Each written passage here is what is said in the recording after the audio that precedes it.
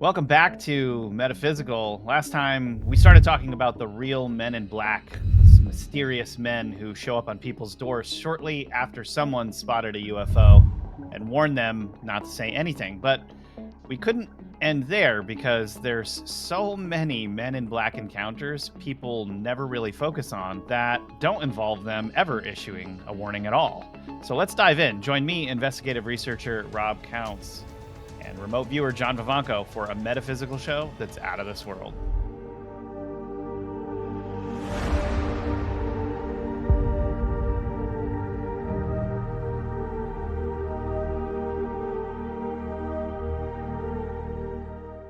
Yeah, and if you're listening to this this podcast on Apple Podcasts, Spotify, or anywhere else, that 5-star rating and review really helps us, and we truly appreciate it.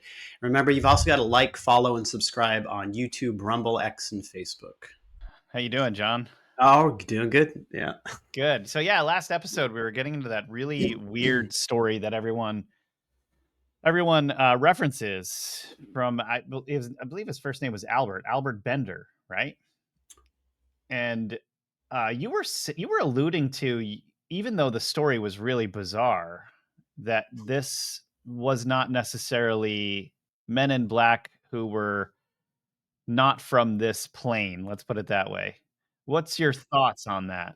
Like, I don't know what the situation is around that because we didn't view that particular story. I just typically start off being skeptical about these things when it comes to, I don't know, up against remote viewing data. So I got a bunch of data on just some blanket men in black and some specific men in black situations that takes it down a different path than the path of trying to shut people up. Mm. And that's why I turn a little bit skeptical on this stuff. And that's why I look to the psyops around it, which has being used. When I see a movie like The Men in Black, I take that as a psyop to try to cover something else. It's kind of like the Valiant Thor story, which was a psyop to cover this whole thing that I think it was Eisenhower met with aliens and made a deal with aliens because some of that was leaking. So, you create this other umbrella to catch people in, or to hide the other one in, and this bucket to put people into. So they just chase their tail. And so I think that, a lot of these men in black stories are just intelligence operatives who are following along with the whole man in black thing and using that to their benefit. But it could also be some other contingent or group. I don't know, or it could be part of this and we just missed it. Mm-hmm. Yeah, but I'm skeptical. You're skeptical. Understood. It's good to be skeptical. Yeah, but okay, so I'm skeptical and I sound, hey man, that guy's really level-headed. People are sitting there going, well, he's just really level-headed. Not what's coming out of my mouth next. Well, that's because the next story we're going to cover is probably one of, if not the weirdest, aside from that 1665 story we told in the last episode. Strange story from Dr. Herbert Hopkins, who, I mean, okay, this guy was a well-known family physician, right? He's living in Old Orchard Beach, Maine, and this stuff basically happens on September 11th, okay, for context, in 1976. He's, for whatever reason, studying a UFO incident that happened months prior, and the phone rings. Picks up the phone. The person on the phone identifies himself as someone who is a representative of a New Jersey UFO organization, which turned out later to be totally bogus. No such organization exists.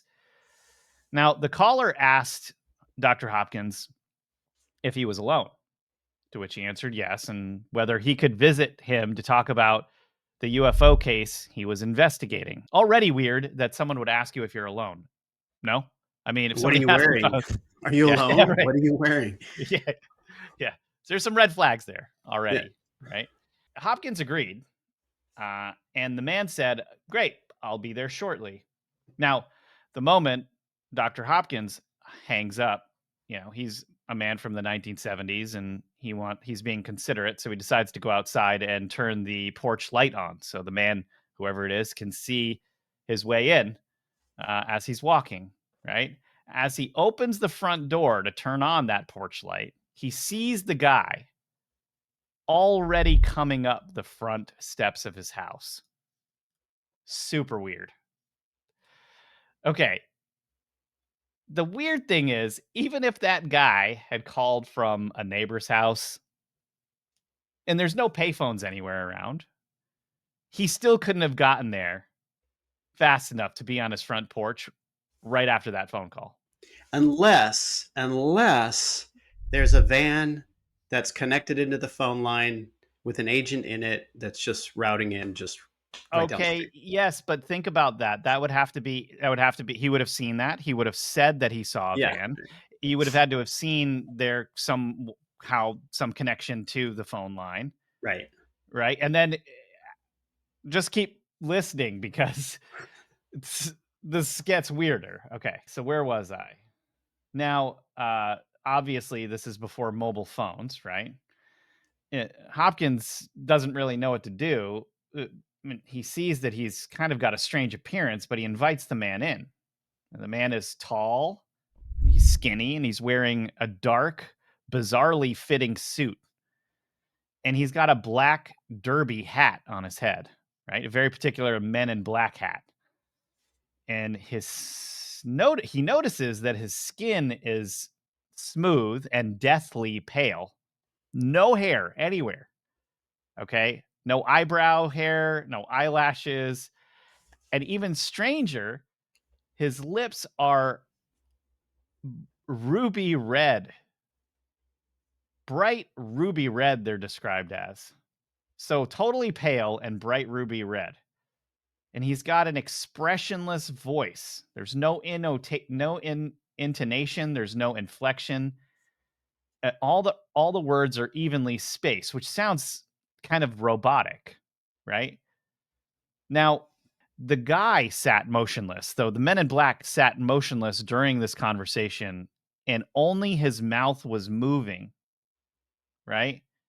And at one point, the only other movement that the man made who is talking to Dr. Hopkins is that he wiped the back of his mouth with his hand, which left a red smear across his cheeks. And then Dr. Hopkins realized that this guy, those lips were wearing, or those lips, he was wearing lipstick. And furthermore, after the lipstick was smeared, he noticed that his mouth was a perfectly straight slit and it didn't even have lips. Now, at this point, of course, he becomes pretty frightened. Now, the visitor asked him to remove a copper coin that was in his pocket. I mean, how could he have known that there was a copper penny in his pocket already? Okay. And that freaked him out even further because how would he have known? And Hopkins held the coin in his palm, and the visitor told him to watch. As Dr. Hopkins watched, this copper coin in his hand, changed in color from copper to silver, and then what I heard was blue, and then it became very blurry, like out of focus almost, and then disappeared entirely. So, Bro, who was sitting across from him, dissolved a coin in his hand, and then he said, "No, this is the visitor. The threatening visitor says to him that if he didn't destroy all of the info on the UFO encounter, that he'd suffer the same fate as the coin." And then that's not even the weirdest part. As he's doing that, his speech starts to slow. It was already robotic. It starts to slow down more and it starts to become slurred. And the visitor tells him that he's running low on energy and says he needs to leave. So Dr. Hopkins is like, okay, bro. He just opens the door. Right. The guy starts like walking down the stairs of his porch, holding onto the railing, almost as if he's crippled or something. He goes, and now he goes around the corner of the house. Dr. Hopkins is apparently watching from the the window, and all he can see is him disappear behind the corner of the house, and then there is a bright flash, like it was a green flash or a blue flash or something, and then there's silence. Now, the family came home later to Dr. Hopkins sitting in the living room with all the lights turned on, totally freaked out. That's a great story. That's Great like, story. so that's more of the Men in Black kind of thing, that it goes into the high strangeness realm. It's kind of like, you hear some of these stories of that everybody just ignores except for me, these stories of like Bigfoot who's dressed in human clothing and stuff like that. This is like the stuff that that you're just not going to make up. You know what I mean? Yeah. Because it's just, look, you're already talking about something weird. You're not going to say, no, the Bigfoot had on a baseball hat and he was wearing a shirt and pants and he had shoes on.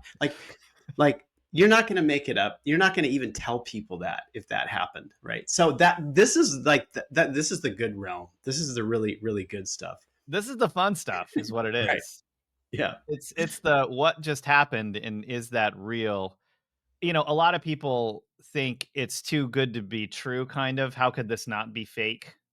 Right. Um, Somebody just with an imagination wrote this, obviously, and you're stupid to believe it. Well, I don't know. part of this is like you have to always question who it is that's telling the story. Like, in some of the personalities that we've looked at in the UFO field have not been truthful about anything. About anything. They're only looking for people to pay attention to them. And a lot of the stories that they come up with are just stories that they've come up with.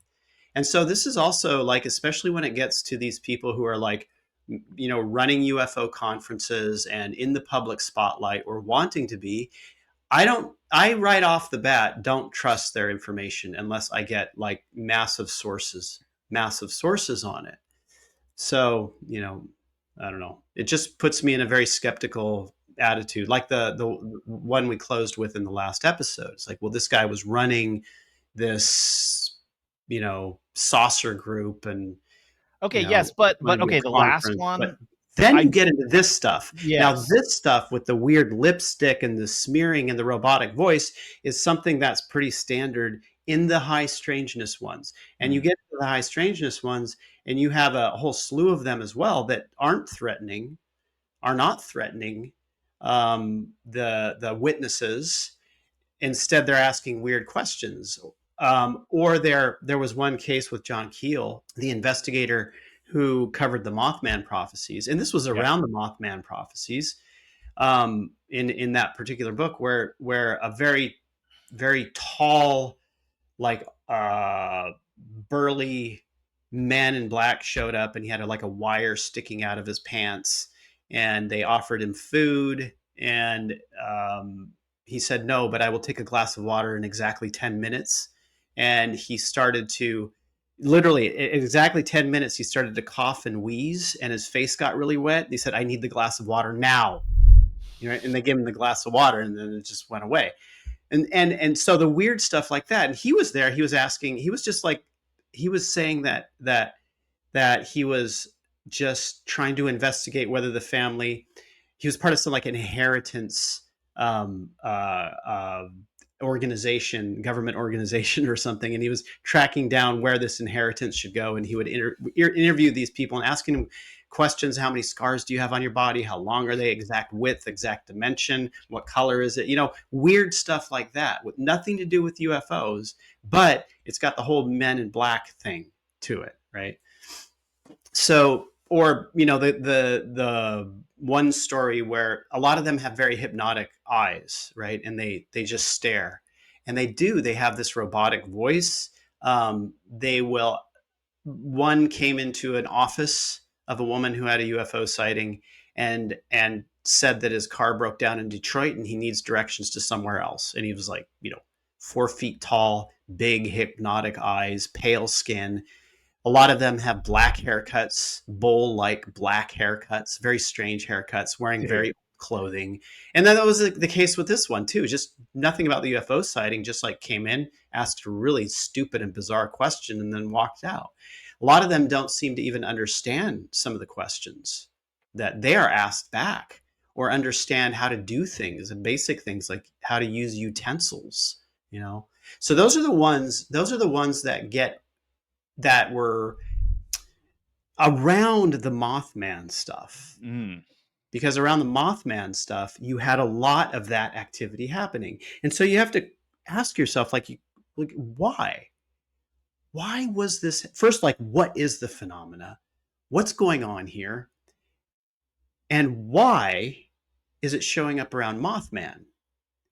Right? So there's a reason for that, and there's got to be a reason for that. Because those were the most bizarre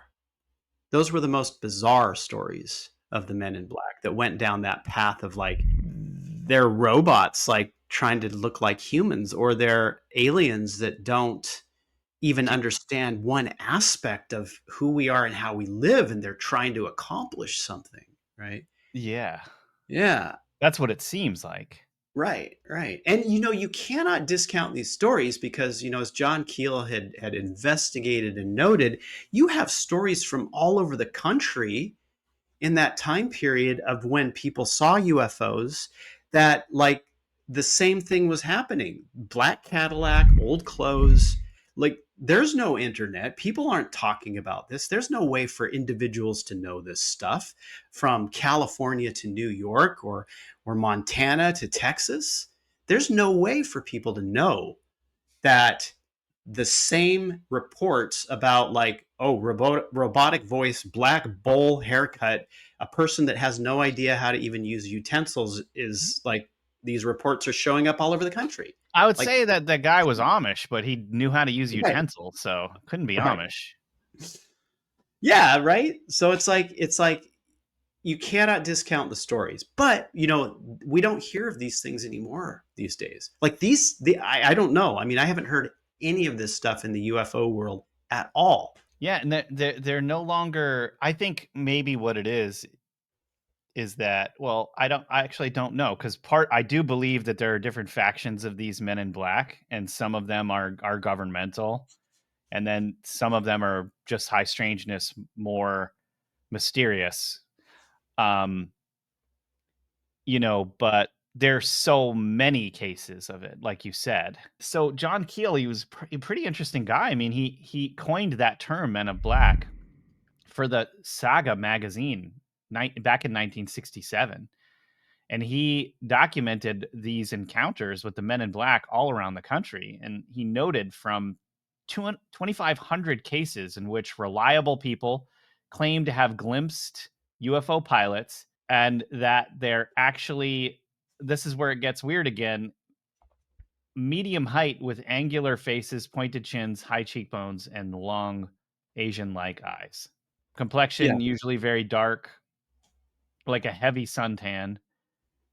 And the people were comparing them to Indians or gypsies because they didn't know. Their manner of speech was said to be really slow, halting a curious monotone of clipped phrases as if they'd taped thousands of conversations and memorized them. Yeah, this is what it really seems like on the surface here is that you have some kind of species or robot or something that is trying to mimic and pass as humans, Humans. but they are failing miserably. They don't have the nuance down at all But why do it? of Why? being human. Okay, John, Yeah, you why do it? mentioned John Keel, and a lot of his stories aren't them trying to interfere with and or stop people from talking about those events. So if that's the case, if a large number of real Men in Black visitations have occurred and they weren't trying to stop them from discussing the matter, but they were super awkward, what does all of this mean? Why are they doing that? And why are they And what coming the heck in? are they? What the heck are they? I mean, Right. what is your take on this? And have you remote viewed any of this stuff? Yeah, yeah, yeah.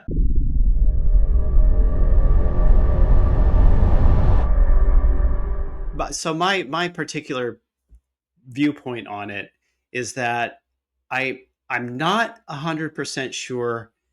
I don't necessarily, based on the data that I've seen on this stuff, I don't necessarily believe that the whole stop talking about this stuff is coming from the original contingent of these beings, the original contingent of these beings. I don't I'm not 100% sure. I mean, they could have been, but I think that was the blending of the psyop with the Men in Black thing. Now, not that they, you did have that one with the smeared lipstick of telling him to stop doing this. So you do have it. You still do have it, and that definitely falls into the very high strangeness category in the things that we have viewed surrounding it. So it could be. It could be. We just didn't see it. We saw something a little bit different. Um, so there are lots of different obviously, like lots of different psyops that use these sorts of things, and what we viewed, we viewed some of the cases, like I had said before, that were like the supposed origination story, that was more of a terrestrial type thing. It didn't have the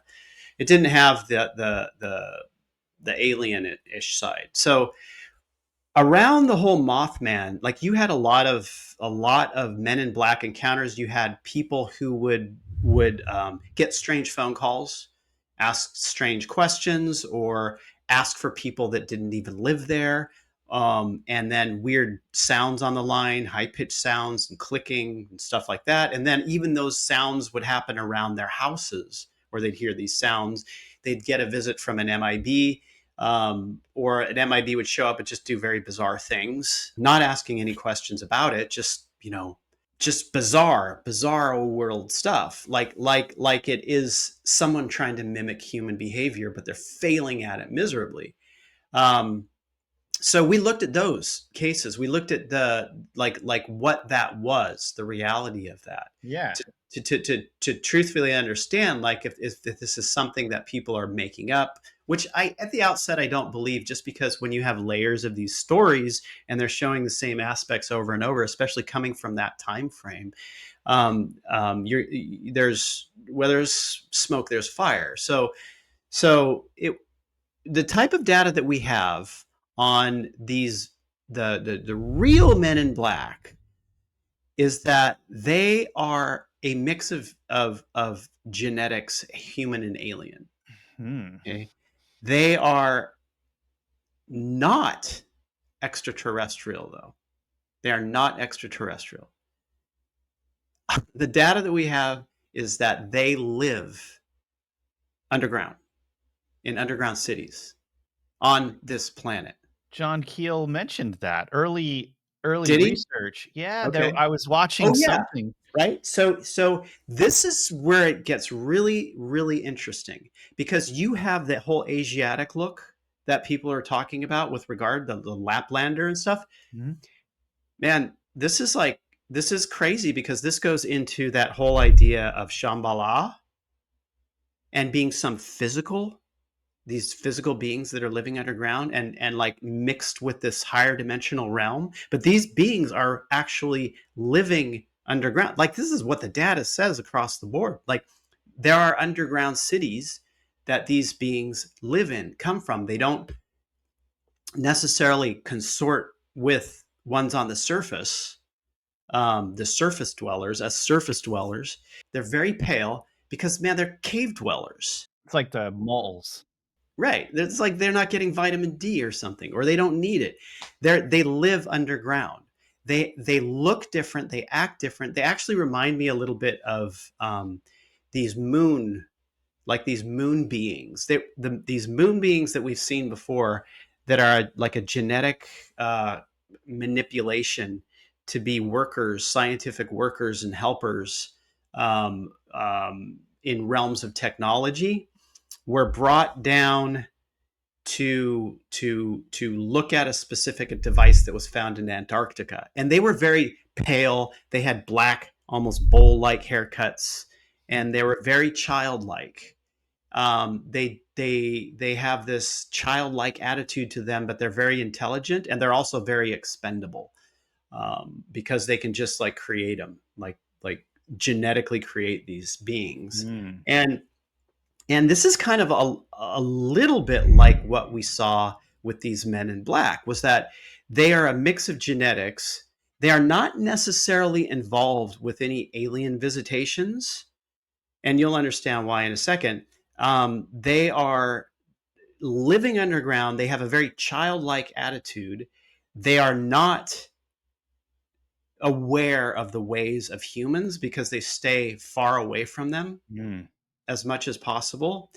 And okay, so what a lot of the data was saying is that they're very, very, very, very, very interested in portal type phenomena. Very interested. So they're very interested in UFOs. Okay, so you have to think about this too.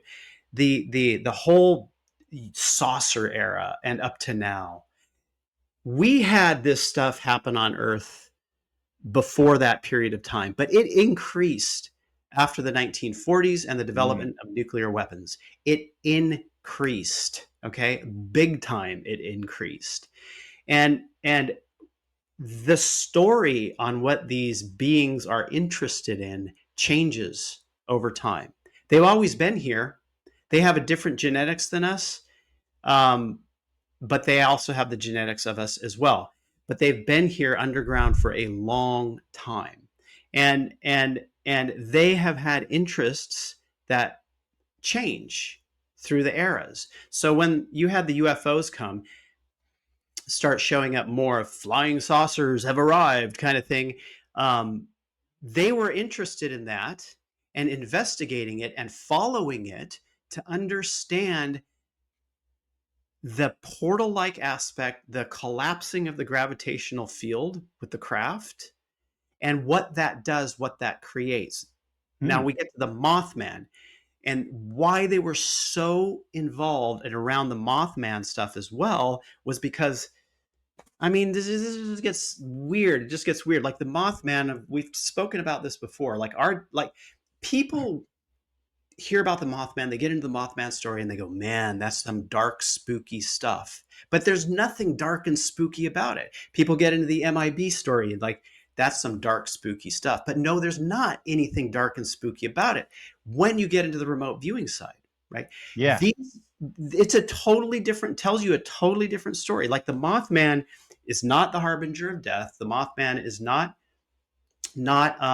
out to kill people. It's not a dark winged bat sucking people's blood or anything like that. People will always make a story about the unknown because it's the unknown, and the Yeah. unknown is always going to be a dark story. Scary. Yeah, Right. It's scary. always going to be scary, right?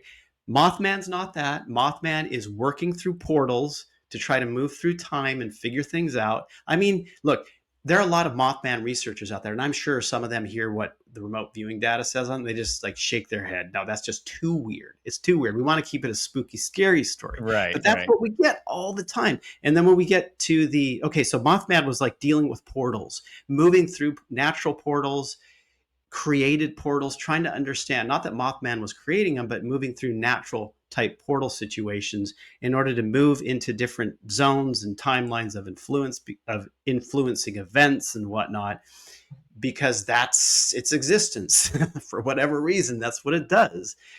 When you get to the MIB stuff, that's what they were interested in. What they're interested in, at least in that period of time, was to understand, to look through a lens of something that they have never been able to look through before, and to follow the path of that, to investigate it, to finally hone in on what it looks like through that lens, through the lens of a dimensional portal, through the lens of a portal to another realm, the wanting to move through a portal to another place, because that's what they were interested in. And so Right. their intention, at least in the stuff that we saw, was not to shut people down, was not to curtail anything, but literally was to get close to the people who have had the experience and seen it, because they're telepathic and they read energy and whatnot, to see what sort of things can help them begin to identify how they themselves can get involved in that whole business and scenario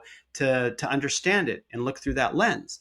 And their whole thing was not, they don't understand humans, obviously. They don't understand humans, but none of them were were vile about it. None of them were killing people or trying to kill people or scare people. They had more of a heart-centered kind of thing going on with them, right? And that's one of the interesting things that we find with this sort of like portal underground thing, and a lot of people who take these stories and turn them dark. When we view them, they are not that. They are like very heart-centered beings. They're just going about something in a way that confuses the heck out of us, Yeah, because that we have no understanding about. right. So Well, and so what's strange, John, is that I really want a chance to look into this, but if that 1665 sighting was legit, there and the previous sighting of the shooting star and all of that stuff. Not sure why it would have been a threatening thing. Maybe it was just because they were being attacked. I don't really know. I don't understand some of this stuff. But there have historically been beings showing up in villages and then disappearing into the woods, allegedly over and over again. right, And tall men. I mean, right, people seeing these tall men disappear into woods even through the 1800s into the 1900s. yeah. Uh, you know, are they disappearing into the woods and then going back down into their caverns? Could be. You know what I mean? Well, it's like, okay, so I know this is like this stuff, when when I talk about, like, bring up bat squatch, for instance, like, it's the most ridiculous thing in the world, and it's something that I would never believe in until we remote viewed it, Sure. right? Until we remote viewed it, and it's like, wait a second, okay, wait, no, let me have more viewers on this. Let me, like, put, okay, wait, no, it's the same stuff. Wait, what? This is real? This is real? Well, it's actually the name that causes people to get extremely skeptical, because The it's name's stupid. It's it's like just stupid. It's ridiculous. And so somebody goes, "Oh, yeah, it's a flying Sasquatch, right? Okay, oxymoron. Like, well, there's they no can't call it the Sasquatch." Batman Right, because right, that right. that name's already taken. So someone was like, "Let's call it Bat Squatch." But here's the thing. So when we view that, this thing lives in the earth. There are these beings that live around that live in this volcanic underground Tunnel areas. system. Yeah, who thrive off the warmth of the lava, and they're just a different type of being, right? And when we view them, same kind of like heartfelt, like heart-centered, has a kindness to it, just like Mothman, just like the Men in Black.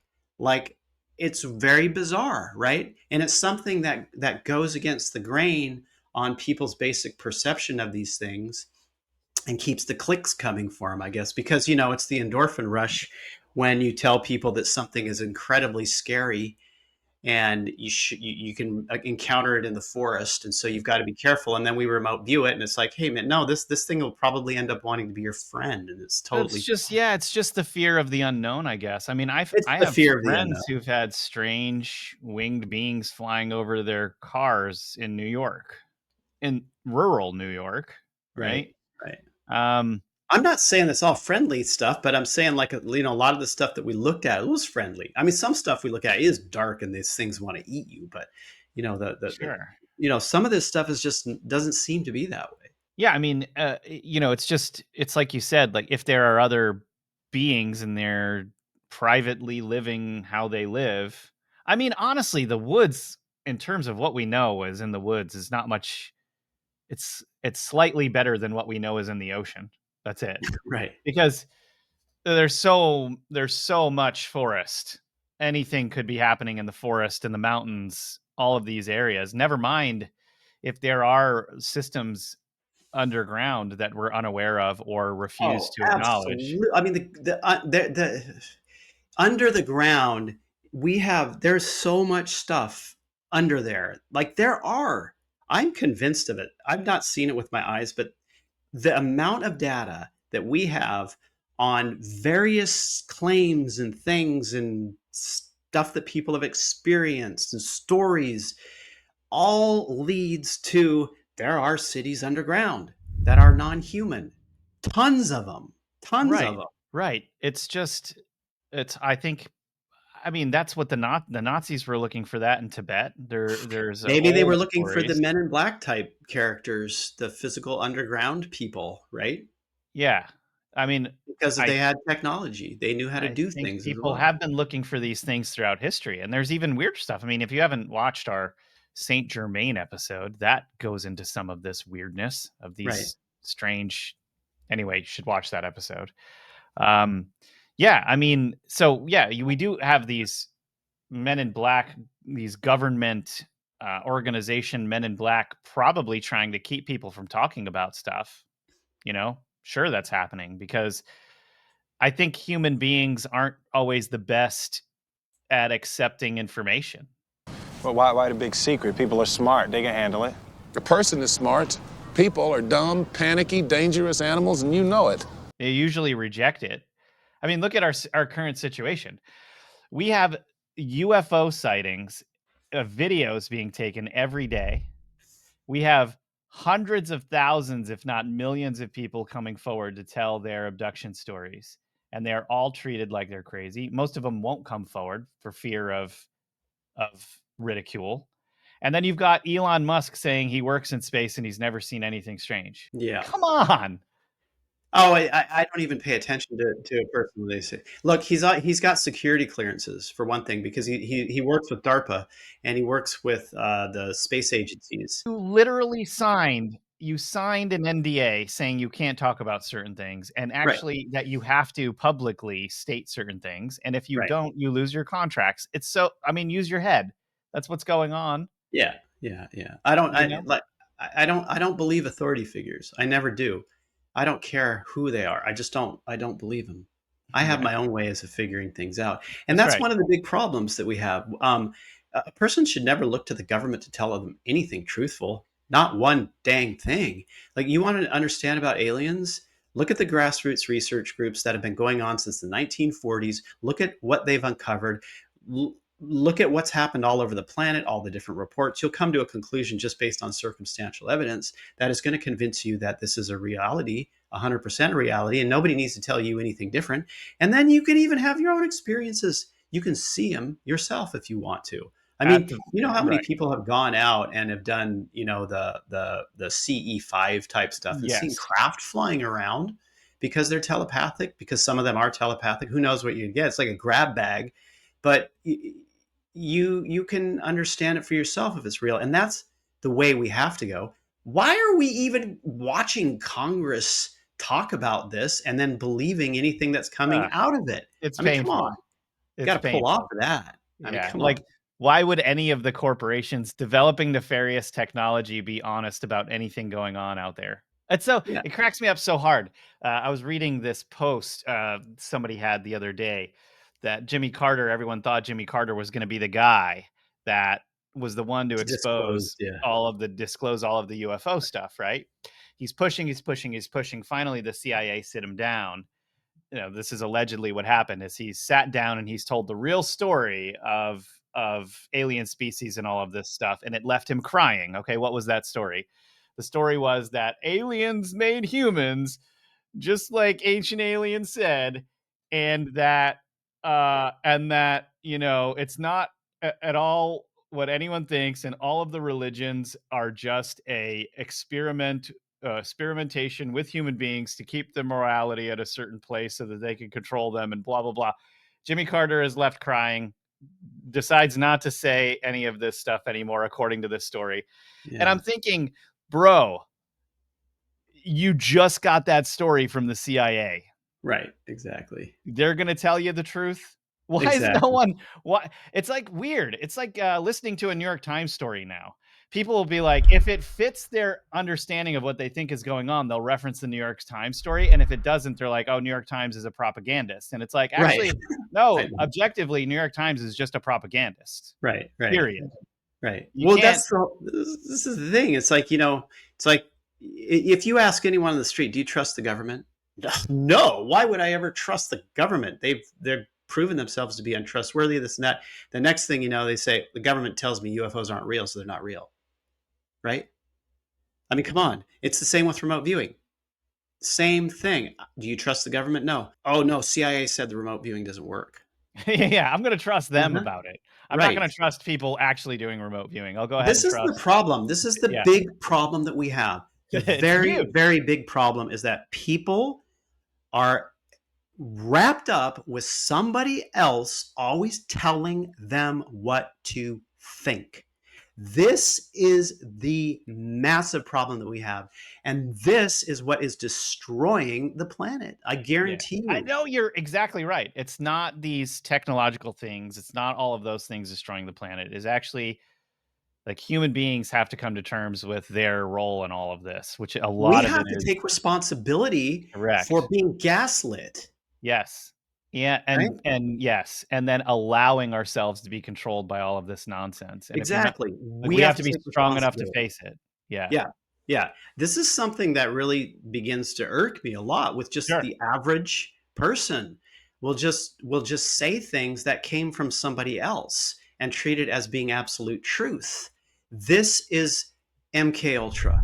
Yeah. That is MK Ultra. That is the whole intention, to contain and control the population through information that come from authority figures.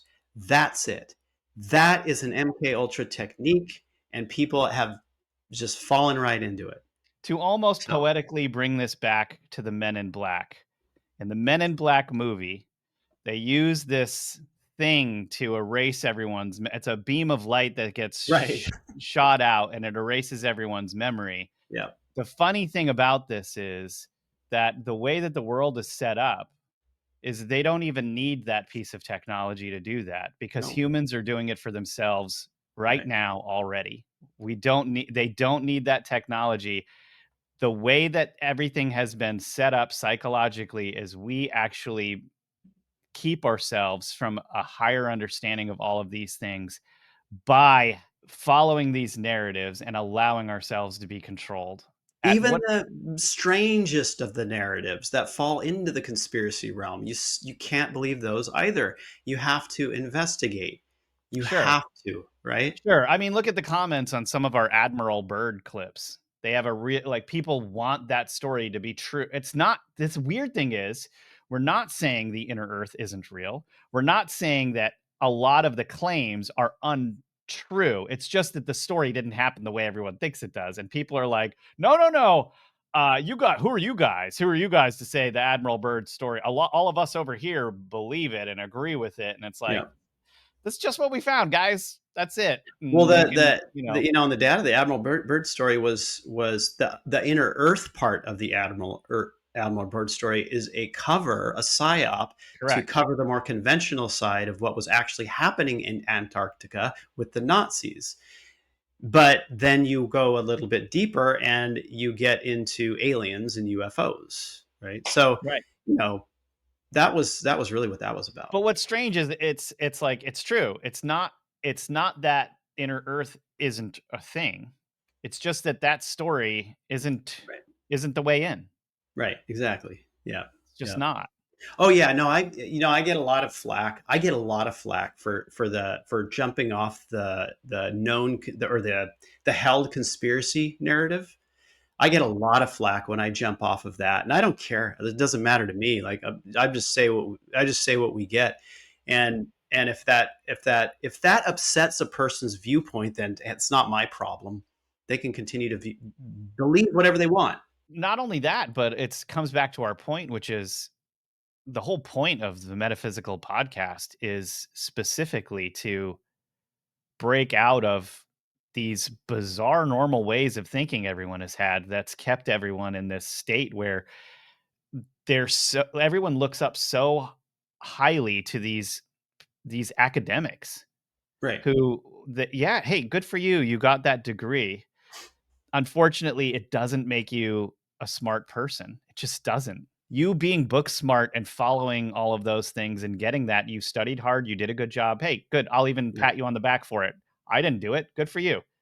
That doesn't make you a smart person, because look at all of these smart people across the country that have been following these bizarre narratives that almost destroyed everything for the last few years. Right. And they're Right. still doing it, and they're still fighting for it.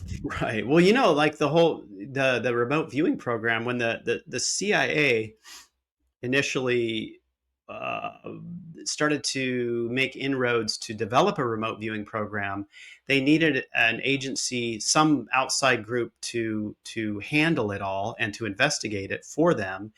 They specifically did not go into the university system because they said it's an indoctrination Yeah, center 100%. that would not accept it. So instead, they went with an institute that would accept it and people who are already researching it, outside of the university system. So it's just the university system is just part of the whole mind control structure. No, it's set up. I mean, and why not set it up that way? If you get Yeah. someone when they're young, right before adulthood, and you convince them of a certain Right. worldview, they're set for the rest of their lives. You don't have to worry about it. You don't need the flasher, that the Men in Black guys had. You have Right. these all Exactly. of these systems set up to do that for you naturally. Right. I You mean, just need a couple history books. correct. Yeah, a couple of history books written by, History books. yes, correct. I mean, and let's not even get into history. History is a whole other Yeah. subject itself. I mean, it's way worse than the victors write history. It's so much worse than that. It's like that's actually a nice way of looking at it compared to what we know of as history right now. Yeah. It's so dark. And it's not that what we're seeing is necessarily always bad. It just isn't accurate at all, even close. Most of it, you know. All right. Well, probably we're known for our rants on these things, but we haven't even gotten into many of the Men in Black stories. But I think we covered a lot of what the Men in Black stories have to offer, and then also an outcome for you of what these things could be and how weird it actually gets. We'd love to hear what you guys think in the comments. Oftentimes the comments are like the best part of the Metaphysical podcast. So definitely comment below. Let us know what you guys have experienced, what you guys think. Are these things government agents? Are you open to the idea that John presented, where we've got even more bizarre things than we thought possible happening right underneath our feet? Let us know. Let us know in the comments. John, thanks so much for being here. This was a really fun episode, and we hope you guys thought this was as out of this world as we did.